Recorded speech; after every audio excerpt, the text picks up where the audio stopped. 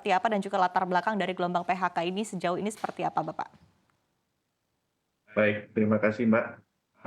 Iya, memang betul saat ini ada gelombang PHK yang terjadi di Bangka Belitung, terutama para pegawai dari smelter-smelter yang ada di Bangka Belitung.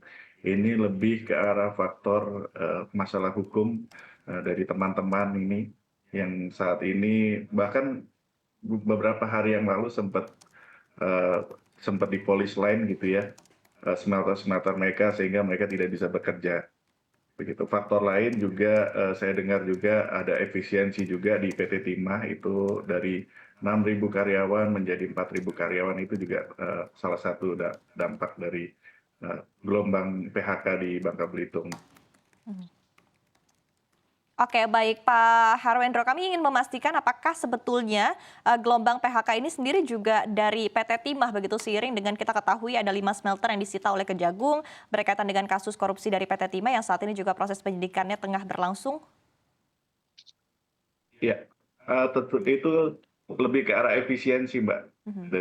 dari PT Timah sendiri. Nah, mungkin nanti bisa ditanyakan langsung ke pihak terkait, tapi yang saya dengar gitu baik di media maupun saya dengar-dengar di lapangan. Oke, dari perusahaan Kalau lain masalah selain hukum PT ya Timah tentu. sendiri seperti apa Bapak? Apakah memang ada juga Ya, begitu? sebagai gambaran di tempat kami di Mitra Stania Prima, pegawai kami hampir ribuan karyawan. Sedangkan ini 5 smelter ini yang ditutup kan smelter-smelter besar dan juga sangat existing di Bangka Belitung ya. Jadi kurang lebih ya dampaknya sangat berasa bagi gelombang PHK karyawan ini. Oke, baik. Dari Pak Bambang sendiri seperti apa begitu tadi berkaitan dengan latar belakangnya yang terdengar begitu oleh Anda Bapak sebagai Komisi 7 DPR RI dari Dapil Bangka Belitung sendiri begitu seperti apa yang terdengar berkaitan dengan PHK ini sendiri dan dari mana saja begitu sepengetahuan Anda berkaitan dengan PHK ini Pak Bambang? Baik, terima kasih Mbak. Selamat sore semuanya. Jadi senada dengan yang disampaikan oleh Mas Harwindo tadi, tentu apa yang terjadi di industri pertimahan Mas Harwindo lebih paham ya. Tapi saya juga tadi melakukan pengecekan baik ke Serikat Pekerja Bangka Belitung (SPSI), termasuk juga kepada Disnaker. Jadi memang saat ini memang pada beberapa smelter yang terdampak langsung akibat kasus-kasus hukum itu memang ada 2 tahapan sekarang ini. Ada yang sudah melakukan PHK, kemudian ada yang sudah melakukan perumahan, dirumahkan dulu. Dan saya dengar ini di bulan Mei kemungkinan semuanya akan di PHK. Jadi tahapan lanjutan dari dirumahkan tersebut.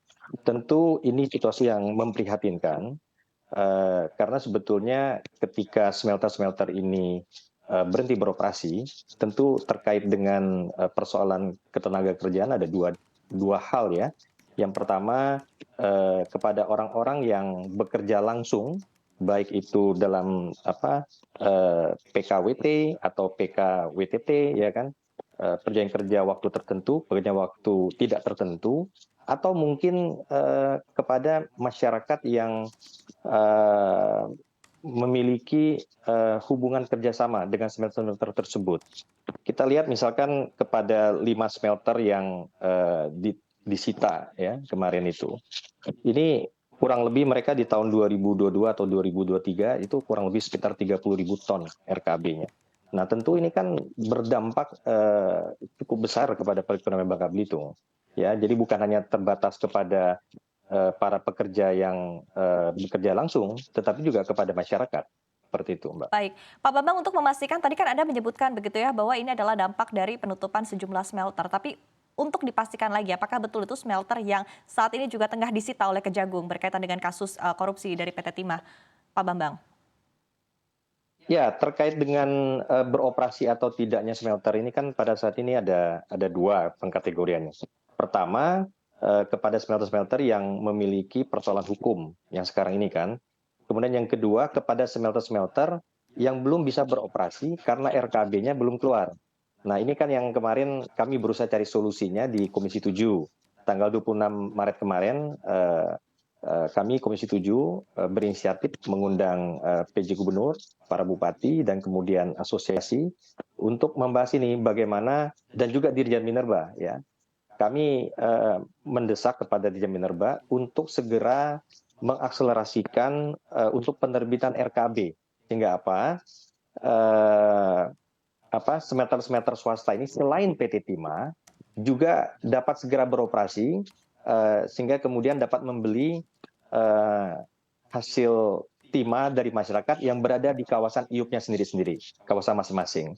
Nah, dengan beroperasinya para smelter-smelter ini kan tentu ini akan menggerakkan kembali perekonomian ya, baik itu smelternya sendiri maupun perekonomian.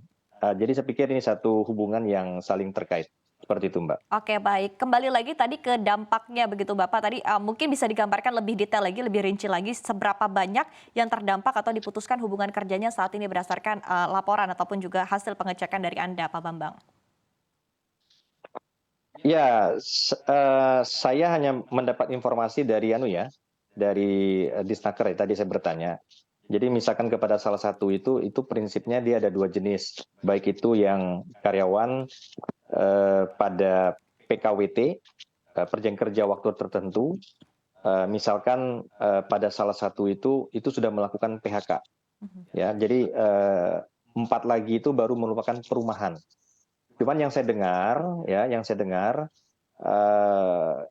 ini di bulan Mei karena mereka sudah dilakukan sita, ya kan, mendapat perlakuan sita, bulan Mei ini akan melakukan PHK.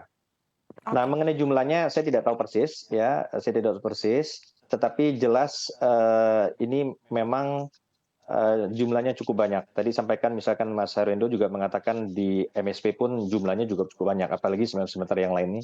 Saya pikir semuanya punya karyawan yang cukup banyak. Oke, cukup banyak itu ribuan, belasan ribu Bapak? Mungkin ribuan lah ya. Baik. Kemudian dari Pak Harwendro sendiri begitu untuk mengkonfirmasi tadi apa yang disampaikan juga oleh Pak Bambang, dan di satu sisi juga tadi ada poin yang disampaikan oleh Pak Bambang berkaitan dengan desakan ya RKAB ini agar yang lainnya dapat segera beroperasi begitu. Tanggapan dari Anda juga seperti apa, Bapak?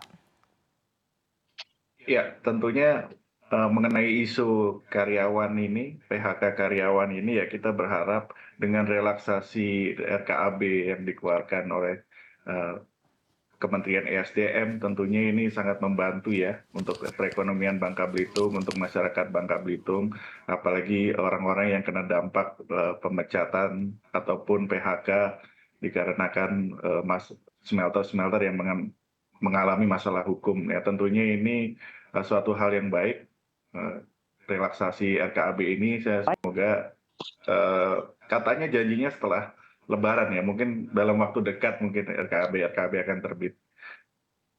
Oke, baik. Tapi mungkin solusi lain yang bisa dilakukan begitu di tengah kondisi yang ada saat ini, kemudian juga tadi di tengah upaya untuk mendesak RKAB sendiri begitu. Ada poin-poin lain yang mungkin ingin Anda sampaikan, Pak Harwendro? Ya, tentunya ini kan berkaitan dengan regulasi dan relaksasi tadi mengenai perizinan ya. Tentunya ini di sini ada Pak Bambang juga di Komisi 7 yang juga dapilnya Bangka Belitung. Tentunya ini kita sangat terbantu sekali dengan adanya beliau yang selalu menyuarakan aspirasi masyarakat Bangka Belitung. Ya, tentunya hal ini kita dorong dengan positif ya Mbak. Kami juga masyarakat Bangka Belitung sangat bergantung sekali pada industri timah ini. Sehingga kalaupun timah ini ada permasalahan pasti ekonomi Bangka Belitung juga akan terganggu. Kira-kira seperti itu.